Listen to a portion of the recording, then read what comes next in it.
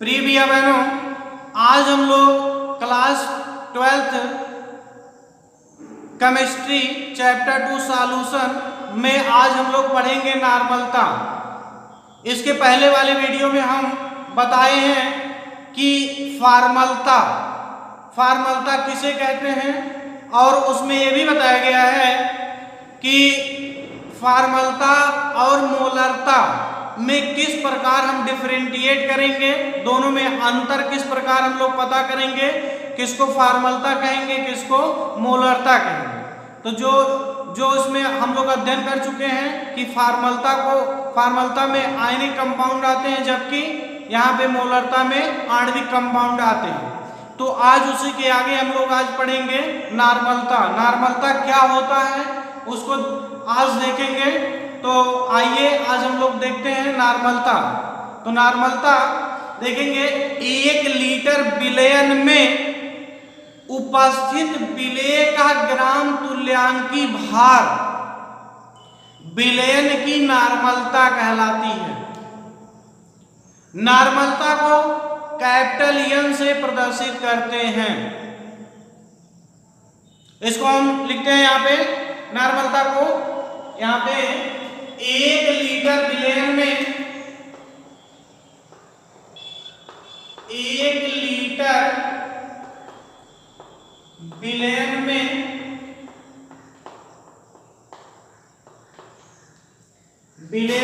उपस्थित 1 लीटर विलयन में उपस्थित विलेय का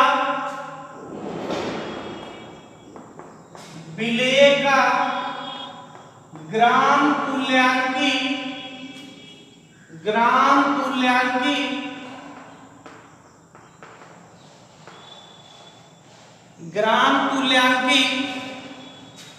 भार उस विलयन का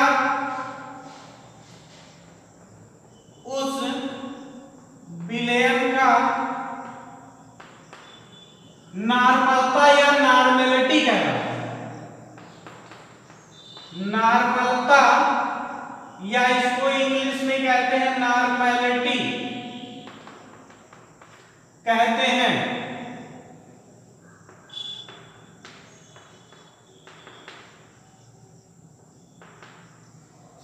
इसको कैपिटल N से प्रदर्शित करते हैं, अर्थात इसे कैपिटल N से प्रदर्शित करते हैं। अर्थात यहां पे कैपिटल M,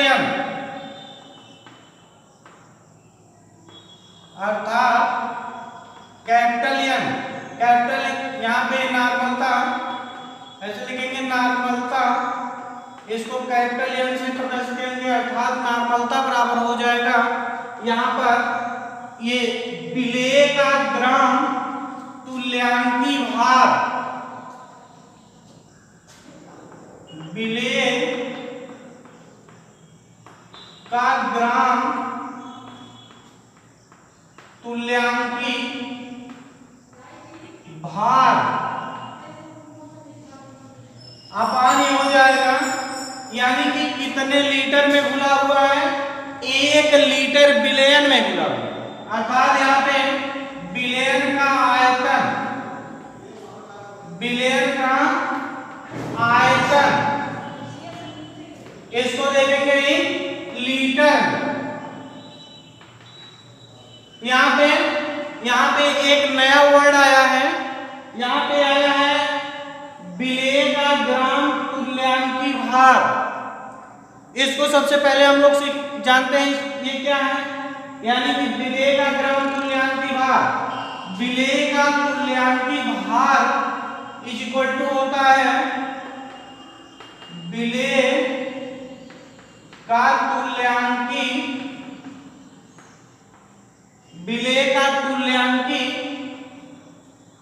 भार इज इक्वल टू हो जाएगा यहाँ पे विलेय का तुल्यांकी भार, अर्थात ये हो जाएगा द्रव्यमान बटे तुल्यांकी भार।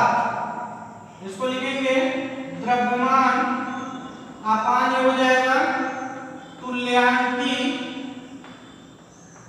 भार। द्रव्यमान को यहां पर AW से डिनोट करेंगे, इसलिए हम यहाँ पे W लिख देते हैं। और यहाँ पे तुल्यांकी भार, तुल्यांकी भार को हम यहाँ पे कैपिटल E से प्रदर्शित करते हैं। तुल्यांकी भार को कैपिटल E से प्रदर्शित करते हैं। तो अर्थात यहाँ पे नॉर्मलता बराबर क्या हो जाएगा, ध्यान दें यहाँ पे नॉर्मलता बराबर हो जाएगा विलेय का ग्राम तुल्यांकी भार के जगह पर हम क्या लिख सकते हैं, W अपान E। यानी कि किस यहाँ पे अगर से विलेय बोला, ध्यान देंगे विलेय का ग्राम तुल्यांकी भार हम पीछे बता चुके हैं, विलेय को कैपिटल B से प्रदर्शित करते हैं, विलेय को कैपिटल B से प्रदर्शित करते हैं। तो अर्थात यहाँ पे क्या हो जाएगा, यहाँ पे BW यहाँ पे हो जाएगा, यानी कि BW यानी कि विलेय का द्रव्यमान, इसकी बात किया जाए विलेय का द्रव्यमान अपान क्या हो जाएगा यहाँ पर तुल्यांकी भार। किसका तुल्यांकी भार, विलेय का तुल्यांकी भार। विलेय का तुल्यांकी भार का मतलब यहाँ पर क्या हो जाएगा, ये EB, मतलब यहाँ पर इसको पढ़ेंगे विलेय का इक्विवेलेंट मास, या कह सकते हैं सॉल्यूट ऑफ इक्विवेलेंट मास। अपान ये हो जाएगा, इसको नॉर्मलता हम बीच में लिखते हैं, अपान ये क्या हो जाएगा विलेय का आयतन लीटर में, आयतन को कैपिटल V से प्रदर्शित किया जाता है। तो जिसको हम पहले वहां पर इसके पहले वाले वीडियो में बताए हैं, आयतन को कैपिटल V से, अर्थात यहाँ पे क्या हो जाएगा कैपिटल V, यानी कि लीटर, इन लीटर। अगर से इसी को ml में बदलना चाहें तो ml में बदलने के लिए हम यहाँ पर क्या करेंगे, तो यानी कि 1000 से मल्टीप्लाई करते हैं। तो यानी कि यहाँ पे नॉर्मलता बराबर यहाँ पर हो जाएगा ये WB अपान ये मल्टीप्लाई बाई 1000 से करेंगे, अपान यहाँ पर ये हो जाएगा, ये नीचे आ जाएगा, यानी कि EB इंटू हो जाएगा V इन ml। ध्यान देंगे यहाँ पर ये नॉर्मलता का फार्मूला जो न्यूमेरिकल्स लगाते समय इसका बहुत ही अधिक प्रयोग किया जाता है। तो यानी कि यहाँ पर नॉर्मलता को किस प्रकार डिफाइन करेंगे, तो यानी कि यहाँ पर एक नई चीज आया है विलेय का तुल्यांकी भार। विलेय का तुल्यांकी भार अर्थात यहाँ पे आ गया द्रव्यमान, विलेय का तुल्यांकी भार इज इक्वल टू क्या होता है द्रव्यमान अपान क्या होता है तुल्यांकी भार। तो यानी कि तुल्यांकी भार निकालने के लिए हमको अलग अलग कंपाउंड में अलग अलग नियम, हमको तो यहाँ पर विलेय का तुल्यांकी भार निकालने से पहले हमको उस कंपाउंड का तुल्यांकी भार निकालना आना चाहिए। तो यानी कि तुल्यांकी भार निकालने के लिए तो अलग अलग कंपाउंड में अलग अलग नियम, जिसको हम लोग यहाँ पर स्टेप वाइज देखेंगे कि किस प्रकार से तुल्यांकी भार को अलग अलग कंपाउंड में निकाले जाते हैं।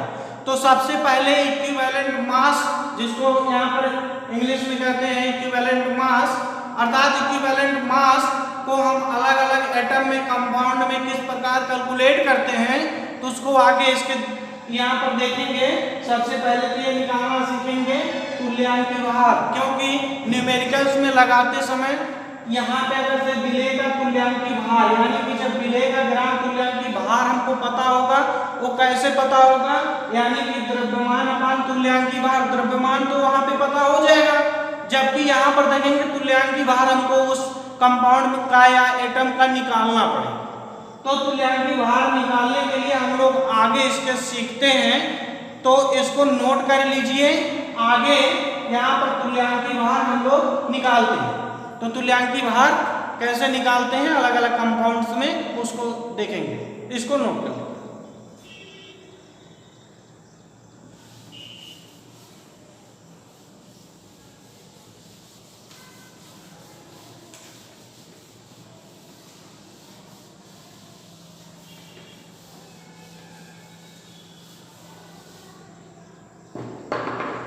आगे देखेंगे ये इक्विवेलेंट मास,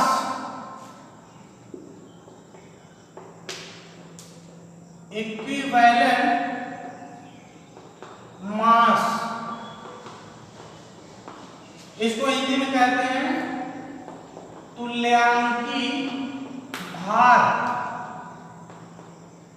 तुल्यांकी भार। इसको कैपिटल ई से प्रदर्शित करते हैं, कैपिटल ई से प्रदर्शित करते हैं। तो सबसे पहले इक्विवेलेंट मास हम निकालना सीखेंगे एटम्स में। तो नंबर 1 हम लोग यहां पर देखेंगे एटम में किस प्रकार कैलकुलेट किया जाता है, यानी कि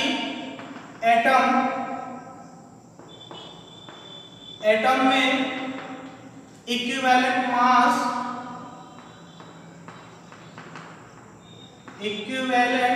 मास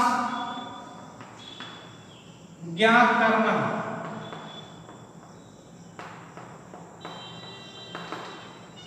यहां पर ये क्या हो जाएगा, अगर से कोई भी एटम्स में इक्विवेलेंट मास निकालना हो तो कैसे निकालेंगे। तो सपोज करिए या मान लीजिए कि सोडियम दे दिया कि नंबर 1 सोडियम का इक्विवेलेंट मास कितना होगा, सोडियम का इक्विवेलेंट मास कितना होगा। तो यानी कि यहाँ पर शॉर्ट में हम लोग लिखते हैं, यानी कि इक्विवेलेंट, यहाँ पे उसका फार्मूला निकालने के लिए क्या है, एटम्स के लिए फार्मूला यानी कि यहाँ पर ये हो जाएगा ये इक्विवेलेंट यहाँ पर एटम्स के लिए इक्विवेलेंट मास निकालने के लिए क्या फार्मूला होगा उसको देखेंगे। यानी कि यहाँ पर द्रव्यमान को हम लोग कैपिटल एम से प्रदर्शित करते हैं, यानी कि द्रव्यमान अपान यहाँ पर क्या हो जाएगा, बैलेंसी, क्या हो जाएगा, बैलेंसी। तो यानी कि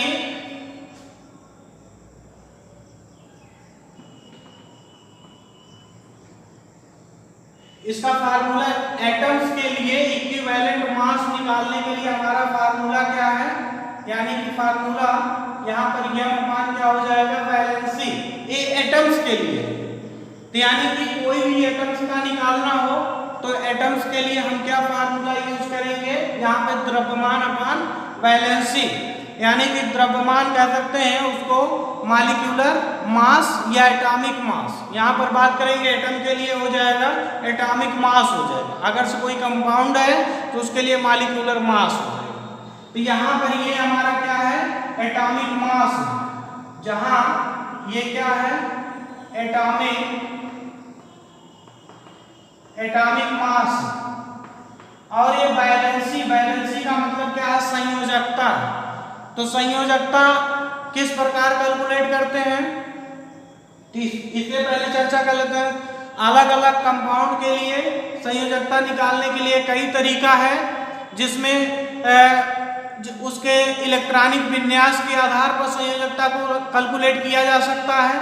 तो यानी कि संयोजकता यहाँ पे इलेक्ट्रॉनिक कॉन्फ़िगरेशन के आधार पर देखेंगे, अगर से किसी भी एलिमेंट का अगर से इलेक्ट्रॉनिक विन्यास करते हैं उसके बाह्यतम कोश में उपस्थित अयुग्मित इलेक्ट्रॉनों की संख्या को ही क्या कहते हैं, संयोजकता कहते हैं। और दूसरे टाइप में उसके लुईस डॉट संरचना से भी उसको कैलकुलेट कर सकते हैं, उसकी संयोजकता कैसे उसको कैलकुलेट किया जाएगा। तो उसके बाह्यतम कोश में उपस्थित यहाँ पे अनपेयर्ड इलेक्ट्रॉनों की संख्या लुईस डॉट स्ट्रक्चर से पता चल जाएगा। और यहाँ पर देखेंगे पीरियोडिक टेबल के आधार पर भी हम बता सकते हैं कौन से एलिमेंट का किसकी संयोजकता कितनी है। तो यानी कि जैसे फर्स्ट ग्रुप की संयोजकता फर्स्ट है, सेकंड ग्रुप की संयोजकता सेकंड है, थर्ड ग्रुप की संयोजकता थर्ड है। यानी कि इस प्रकार से पीरियोडिक टेबल में के आधार पर संयोजकता हम वहाँ पर बता सकते हैं। तो यानी कि यहाँ पर देखेंगे, जबकि हम यहाँ पर बता रहे हैं इलेक्ट्रॉनिक कॉन्फ़िगरेशन के आधार पर, तो यानी कि उसके बाह्यतम कोश में उपस्थित अयुग्मित इलेक्ट्रॉनों की संख्या के आधार पर उसकी संयोजकता को यहाँ पर डिफाइन करेंगे। तो यानी कि यहाँ पे क्वेश्चन मान लेते हैं, पहला क्वेश्चन है कि यहाँ पे दे दिया सोडियम का संयोजक, सोडियम यहाँ पर इक्विवेलेंट सोडियम का इक्विवेलेंट मास कितना होगा, तो यानी कि यहाँ पर कैसे निकालेंगे, यहाँ पर हो जाएगा इक्विवेलेंट मास ऑफ सोडियम, इसको शॉर्ट में लिख रहे हैं, तो यानी हम यहाँ पर लिखेंगे कि फुल में कि सोडियम का equivalent mass is equal to, इसी को हम शॉर्ट में लिखे हैं सोडियम हमारा सिंबल है, सोडियम ई जो है इक्विवेलेंट का सिंबल है, तो इसलिए यहाँ पर हो जाएगा सोडियम का equivalent mass is equal to हो जाएगा, हमारा फार्मूला क्या है यहाँ पर एटॉमिक मास, इसको हम बोलते हैं क्या, एटॉमिक मास अपॉन ये क्या हो जाएगा वैलेंसी।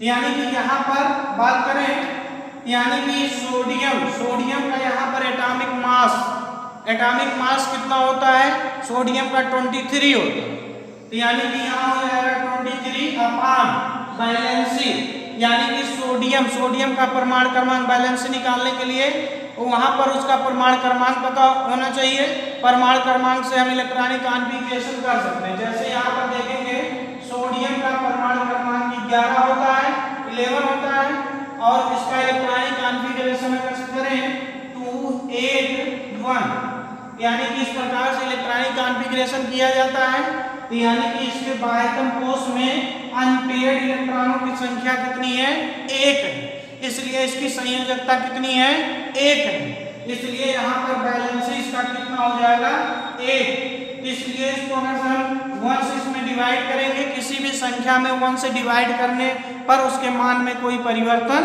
नहीं होता, अर्थात यहाँ पे इक्वल टू क्या हो जाएगा 23। इस प्रकार से हम यहाँ पे इक्विवेलेंट मास कैलकुलेट कर सकते हैं।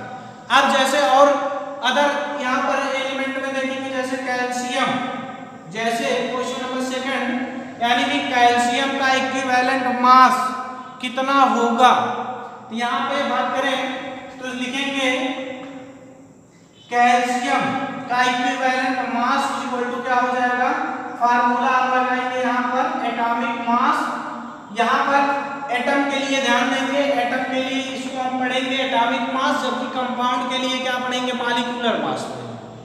तो यानी कि इसको ए से भी हम प्रदर्शित कर सकते हैं और इसको हम एम से भी लिख सकते हैं। तो यहाँ पे तो अगर दोनों को अलग अलग डिफरेंशिएट करना हो तो इसको हम ए से भी प्रदर्शित कर सकते हैं, अर्थात यहाँ पे कैल्शियम का इक्विवेलेंट मास अपॉन यहाँ पर क्या हो जाएगा वैलेंसी इज इक्वल टू हो जाएगा कैल्शियम का एटॉमिक नंबर होता है 20, कैल्शियम का एटॉमिक नंबर 20 होता है, इसका इलेक्ट्रॉनिक कॉन्फ़िगरेशन करेंगे 2 8 8 और यहाँ पर हो जाएगा 2,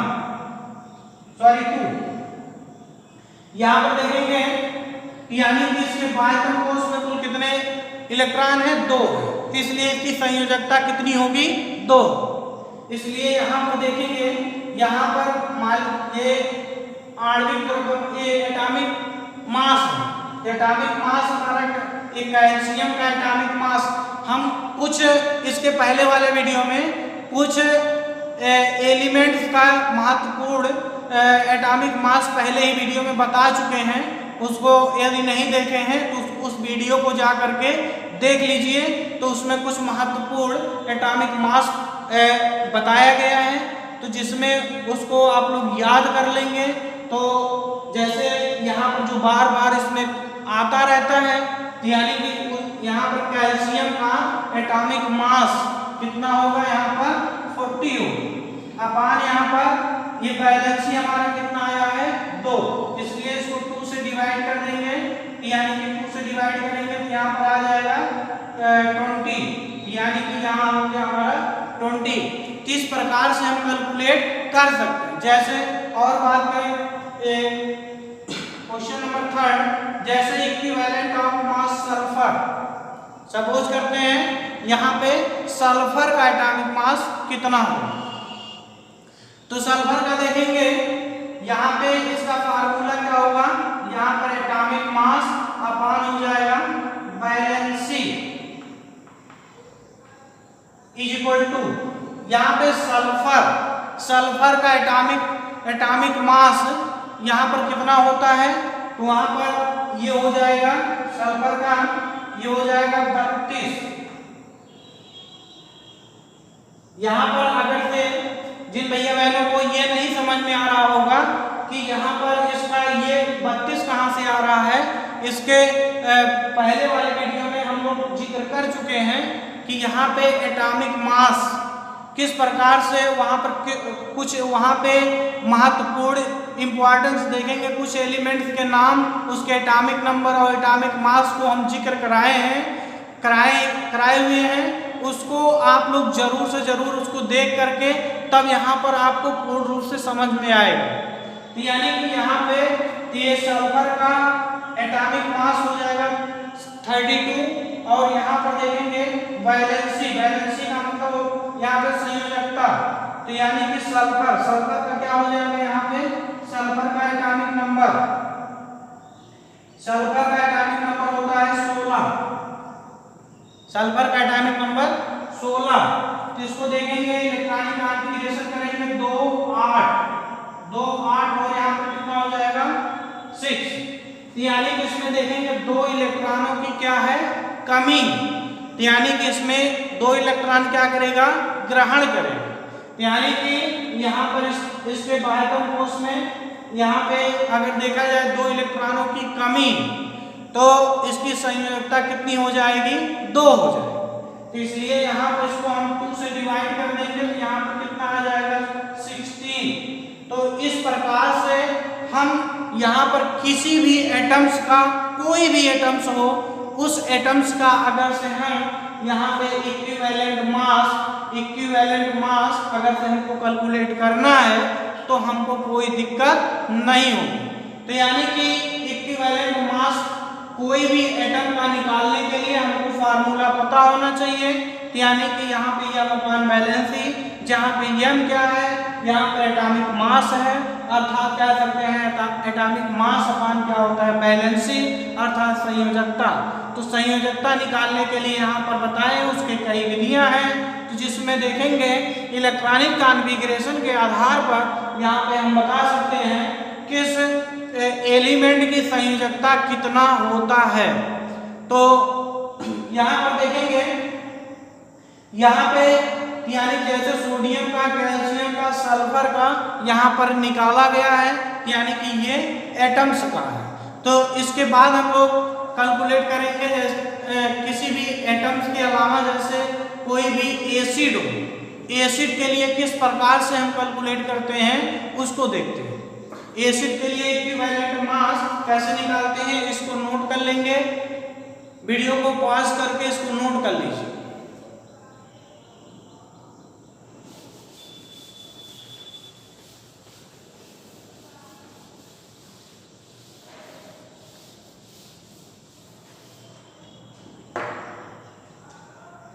यहां पर ध्यान देंगे नंबर 2, किसी भी एसिड के लिए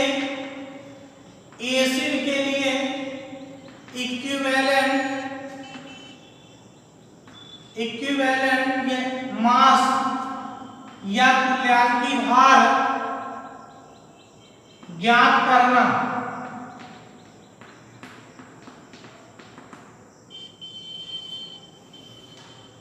इक्विवेलेंट मास ज्ञात करना। यहाँ पर भैया ध्यान देंगे कि एसिड के लिए हम कौन सा फार्मूला का प्रयोग करेंगे, एसिड के लिए किस प्रकार इक्विवेलेंट कैलकुलेट किया जाता है। तो यहाँ पर ध्यान देंगे इसका फार्मूला होता है, किसी भी एसिड के लिए निकालने के लिए हमारा फार्मूला क्या होता है इक्विवेलेंट मास निकालने के लिए यहाँ पर ये होता है m अपान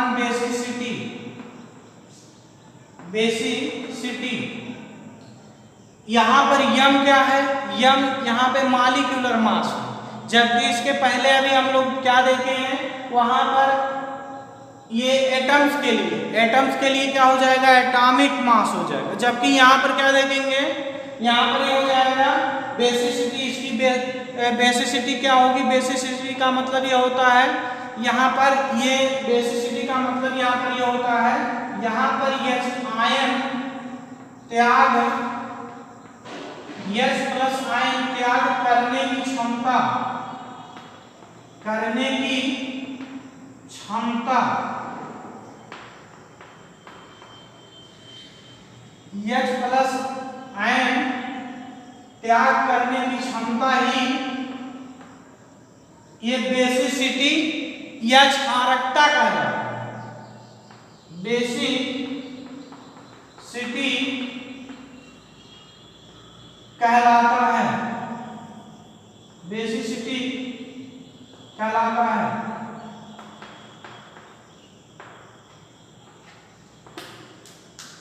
यहां पर ये बेसिसिटी किसे कहेंगे? बेसिसिटी का मतलब ये है कि H आयन H प्लस त्याग करने की क्षमता ही क्या कहलाता है? बेसिसिटी कहलाता है।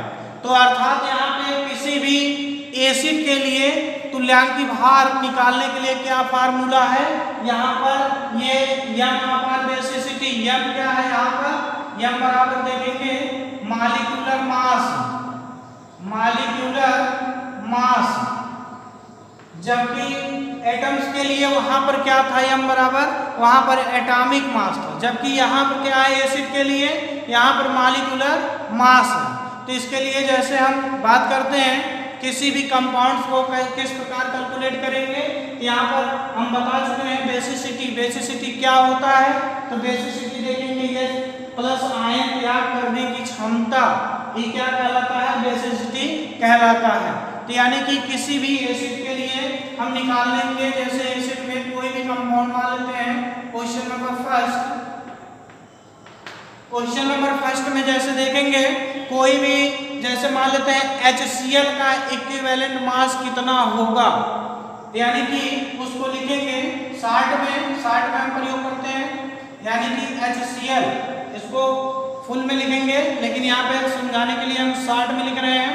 तो यानी कि यहाँ पे पढ़ेंगे जैसे HCl का equivalent mass is equal to क्या हो जाएगा? हमारा फार्मूला क्या है?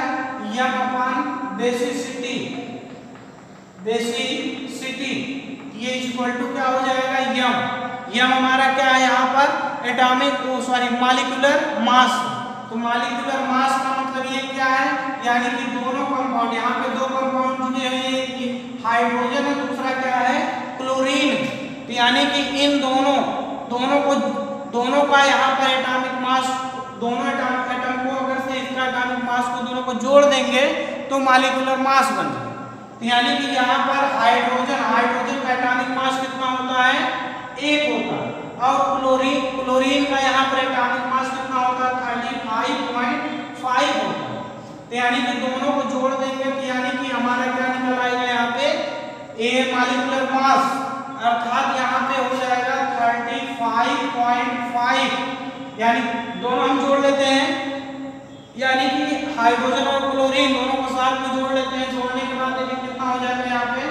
36.5 अपान यहाँ पर इसकी बेसिसिटी का मतलब यहाँ पर ये है कि अगर यहाँ पे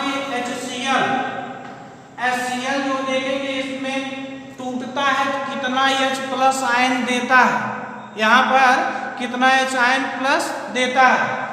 तो यहाँ पे एक टूटेगा यानी कि H प्लस और यहाँ पे Cl माइनस है, यानी कि इस इक्वेशन को हमको देखकर क्या पता चल रहा है कि इसमें कितनी H प्लस है? 1 है। इसलिए यहाँ पर इसकी बेसिसिटी कितना हो जाएगा?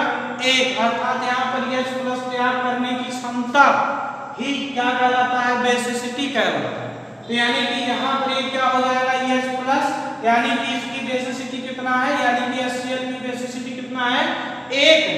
इसलिए इसको डिवाइड करेंगे 1 से, इज इक्वल टू कितना आएगा? 1 से इसको डिवाइड करेंगे, उसके मान में कोई परिवर्तन नहीं होगा।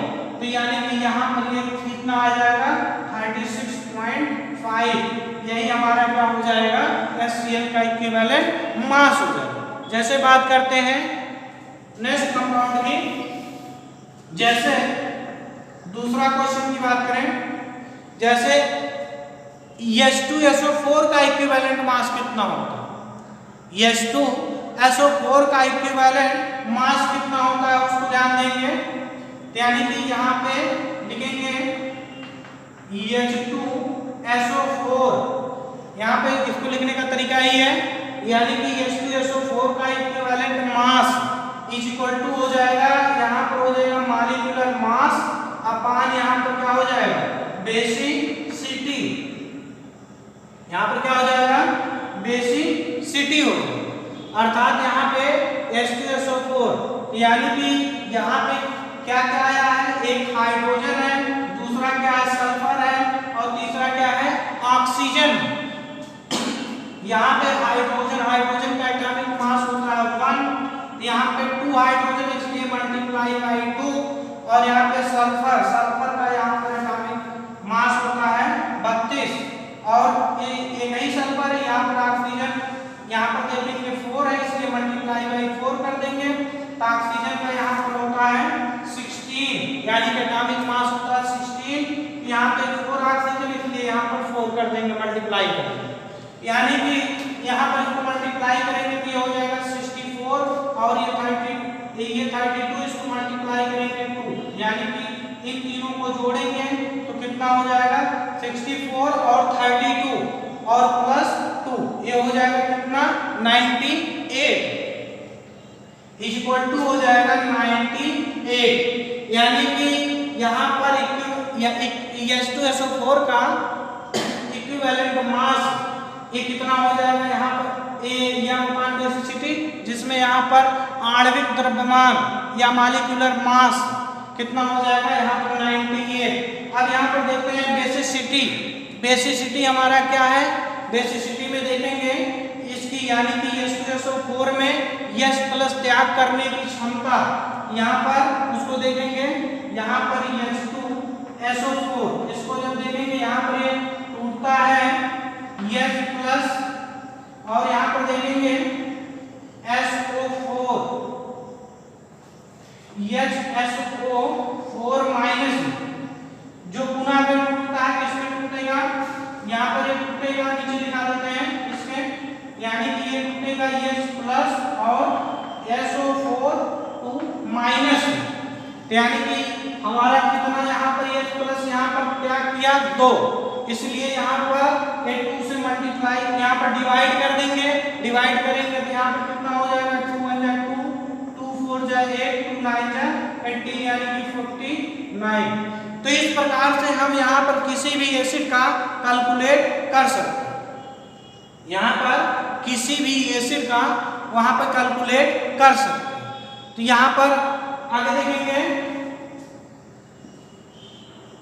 नेक्स्ट कंपाउंड की बात करें तो इसमें इतना नोट करेंगे और एसिड पर ही हम लोग चर्चा करेंगे इसके नेक्स्ट, क्योंकि बहुत यहाँ पर देखेंगे जैसे HCl का और H2SO4 का और भी अदर कंपाउंड्स का किस प्रकार निकालते हैं उसको देखते हैं नेक्स्ट, यानी कि यहाँ पर नोट कर लीजिए।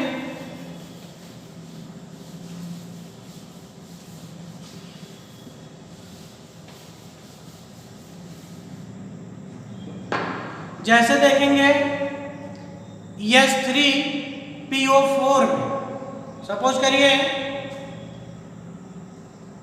यहाँ पर H3PO4 ध्यान दीजिए, इसको आप लोग इसको समझिएगा और इसको हम अगले नेक्स्ट वीडियो में बताएंगे, तो इसको आप लोग कैलकुलेट करिएगा।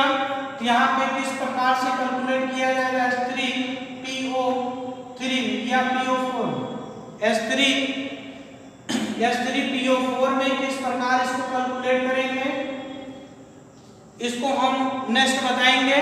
तो इतना ही आप लोग इसमें आज के वीडियो में इतना ही आज आप लोग देखेंगे, तो इस आज के लिए बस इतना ही, धन्यवाद।